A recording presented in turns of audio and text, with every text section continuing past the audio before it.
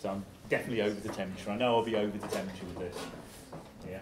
If I was back at, like I say, back in my unit, I'd probably put it slightly lower. Right, so I'm going to put it in there to cook. That's a water bath. What a waste. We'll throw that in there. Okay. Let's give this a quick wipe down.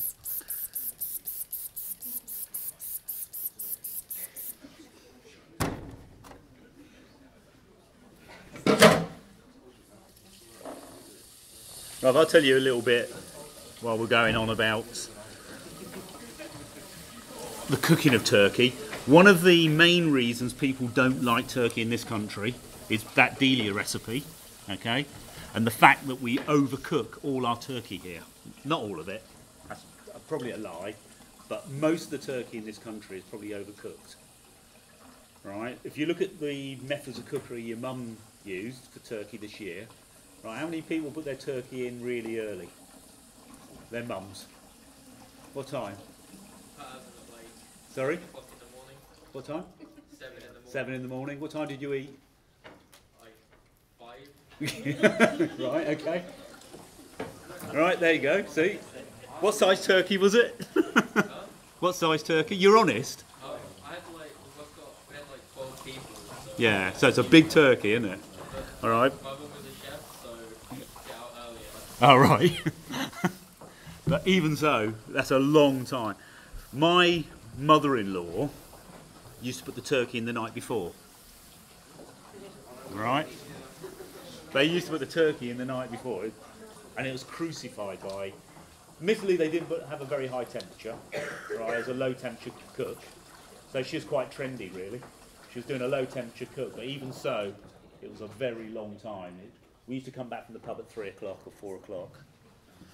And it'd been in there overnight and been taken out probably an hour before we got back, so she could put potatoes in to brown the potatoes off. All right, so it rested for a while, but still, it's still an awful long cook. All right, and that means that it goes very, very dry. Okay, so if you've got turkey, if you look at any meat, it's 90% water. Okay, so if you take it over 100 degrees C, right, all you're doing is evaporating off water. Right, so you get a lot of meat loss, for one thing. Okay, and also with turkey, because there's no fat in there, no inherent fat in there, you've got nothing to replace it to give the moisture in the mouth. So when you get to the mouth eat, when you put it in the mouth and eat it, because there's no water in there either, no fat, it tastes really, really dry. Okay, one of the things that we did with we experimented. We used to run the rigs as well, and what we did, we came up with an interim cooking temperature, which we used to roast at 120 degrees C. All right, our ovens were set for 120 out on the rigs. Okay, it takes slightly longer to cook, but the advantage was we actually reduced the wastage or the shrinkage in all the meats, because we used to do roast beef and everything at the same temperature. We reduced the shrinkage by 12%. So if you was on a rig and we're feeding, I don't know, 300-400 people on roast, and in those days out there, the kitchens were open 24 hours a day. The guys could come in and eat any time they liked, and they could order whatever they liked. So the roast meats were always on the menu, all right, 24 hours a day. We shrunk our budget by, it's just incredible, the amount of savings we made. We got 2 or 3 portions out of every kilo more than we did when we were doing it the old way, cooking at 180. Because all our ovens, if you go into most kitchens, where you work in, wherever you go, have a look at the oven temperature. It very rarely comes off 180 degrees. Right, we roast in there, we cook puff pastry in there, which should be higher, and so on. Because we've only normally got 1 or 2 ovens in a kitchen, we set it at a midway point. Okay, so you've got to think about how you're cooking, and when you're designing kitchens, you've got to think about, you know, I'm working at a hospice at the moment, doing some work with them. They just spent 23 grand on a full-size combi just before I got there.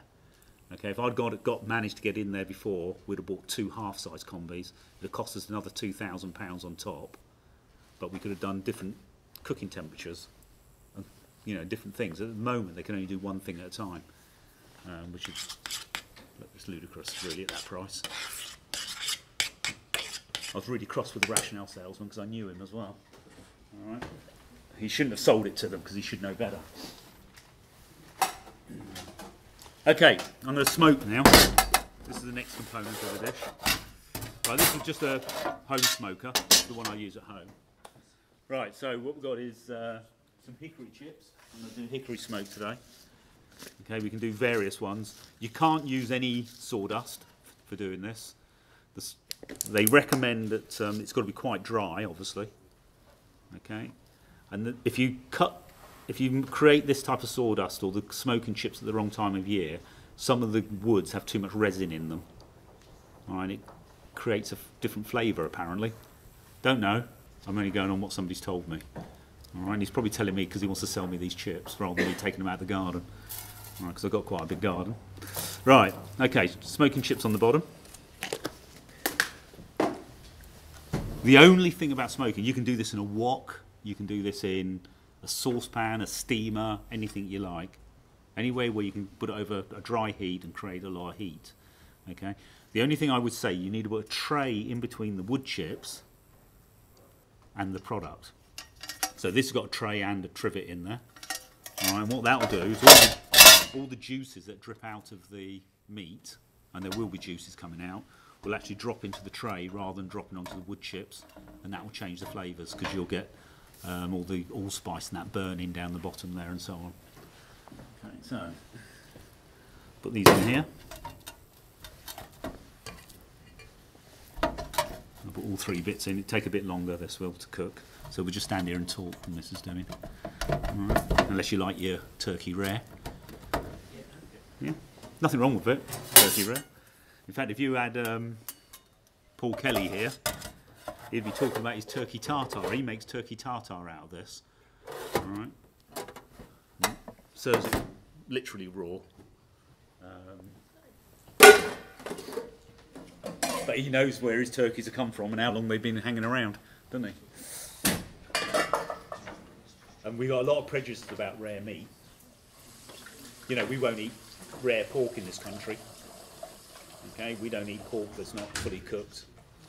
You go to other countries, America really now, they eat a lot of pink pork. They also have people dying, but nah, it's not true. It's not true.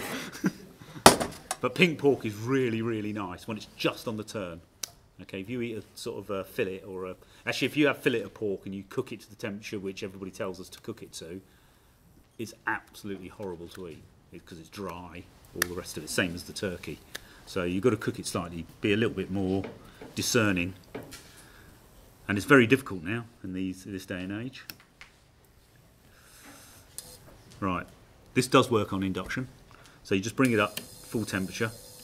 And I take it's a 3 kilowatt, is it? Anybody? All right. Does everybody know how induction works? You guys know how induction works? No?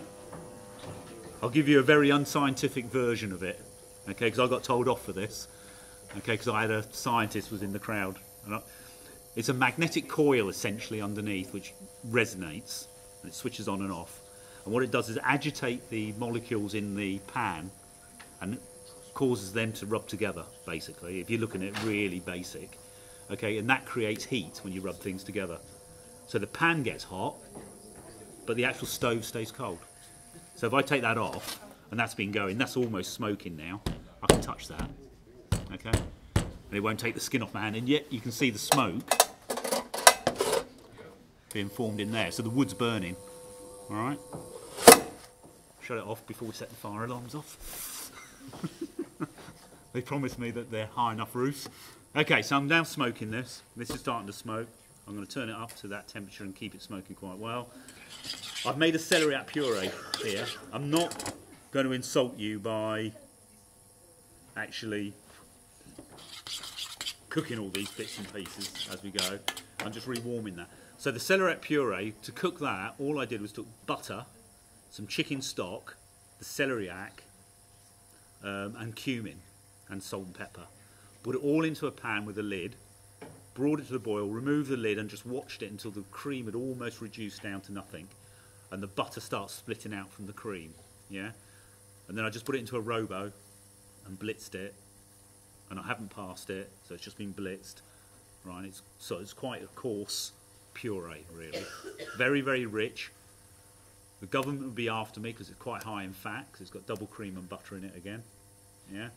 So we got this meal, this starter that we're doing would come nowhere near any guideline that you want to look at. Okay. Cured meat, high salt. Okay. Loads of butter in there. The only healthy bit about this is the jelly and I won't even say the coleslaw, because the coleslaw's got some bits and pieces in it called mayonnaise. All right. So that's reasonable fat. So I've made a bit of coleslaw.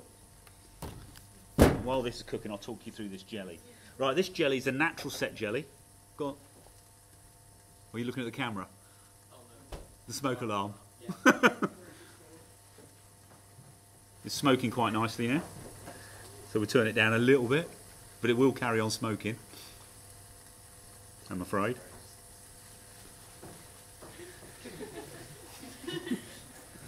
When everybody gets evacuated from the building, it is not my fault. Right.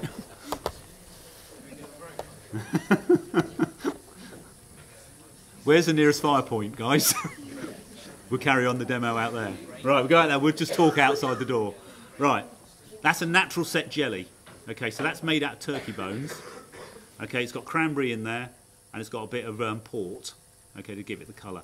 So what I did was, we made a basic turkey stock, took it, reduced it by half, strained it off, all right, put it into another pot, and then we made a clarif, and I turned it into a turkey consomme, all right. But when we was doing the turkey consomme, I put port in there, and I put loads and loads of cranberries crushed into the pot, right, brought it to the boil, bring it up, cooked it for another 3 hours as a consomme, passed it off through a muslin, and that made the jelly. Okay, so it's a natural set jelly, and this temperature out here now, that will turn back into a liquid. All right, so it's got to be kept in the fridge until we actually serve it, if you want it as a jelly. Okay. If I wanted to do it as a cut jelly, because you can, I've done this as a cut jelly before. All right, what you can do is put in a couple of leaves of gelatine. I think I put 2 leaves in per litre, or 1 leaf per litre, I think it is. 1 leaf per litre, yeah? And that will make almost a cutting jelly, but it'll be very, very soft. But that's the way it goes. So when we're looking at the dish we're going to do, I'll put it all together in a minute. All right. What you've got is we're looking for a maximum of 8 moves on the plate when you set up. All right. And by a move, this is for the main course and the starter. All right. Starter's not so, unless it's a hot starter, it's not so important. By a move, what I mean is picking something up and putting it on the plate. That's a move. Right, and you've got 8 moves onto the plate. Okay, so when we put this together, you'll see. All right, that's not including the carving. I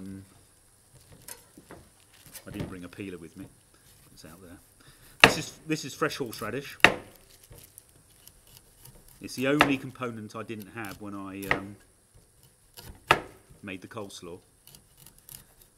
If you go over to Germany, well, I'll say go over to Germany. This was shown to me by a German chef. They made all their coleslaws with fresh grated horseradish in there, or horseradish sauce. If you came over to England, it changes the dish. Absolutely, just changes the characteristics of the dish completely. If I was being really brave and doing this dish when I put it together, I would have probably done a sauerkraut on there. Right, which is a cured cabbage. But if you say sauerkraut to most people in this country, to be honest, they'll say don't want it. They won't eat it. Right, yet we'll eat pickled red cabbage, which is a wet version, really, because it's just a wet cure as opposed to a dry. So they do white wine vinegar, don't they? And they pickle it in white wine vinegar. Bit of sugar and salt, loads of salt in their sauerkraut, and they let it ferment. Okay, so that's the sauerkraut. We, with a red cabbage,